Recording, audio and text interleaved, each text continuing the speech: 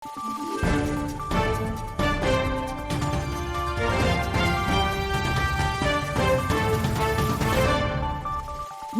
araw, Pilipinas! Ito ang Valiente News hatid sa inyo ng Office of the Vice President.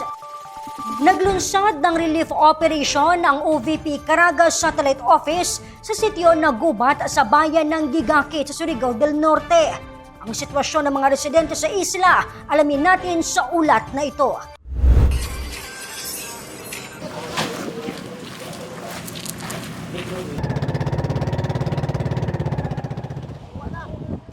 Mula sa Barangay Alambique, Gigakit, Surigao del Norte, mahigit 30 minuto pa ang biyahe upang marating ang sitio na Gubat. Ang komunidad ay kabilang sa mga naapektuhan sa pananalasa ng Bagyong Christine at sa mga nagdaan pang weather disturbances.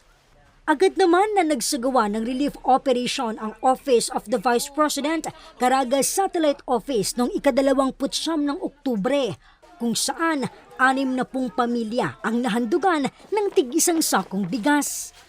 Ayon sa punong barangay ng Alambique, madalas na naapektuhan ng kalamidad ang sitio na Gubat dahil na rin sa lokasyon ng lugar.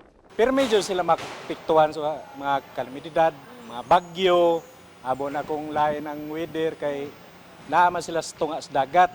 Ang panginabuhi sa mga tao dito, pangisda ra jud. Mo na arang jud kalisod ang mga tao dito, ma'am. Kay mo ray panginabuhi ang panagat. Kung wala ila makuha ng isda, wala jud ila makaon. Kwento ng ilan sa mga natulungan ng OVP Caraga Satellite Office, alamin kanilang mensahe para kay Inday Sara Duterte, tunghayan. Ako si Claudette Loreto para sa makabuluhan, naninindigan at matapang na mga ulat at impormasyon. Maraming salamat.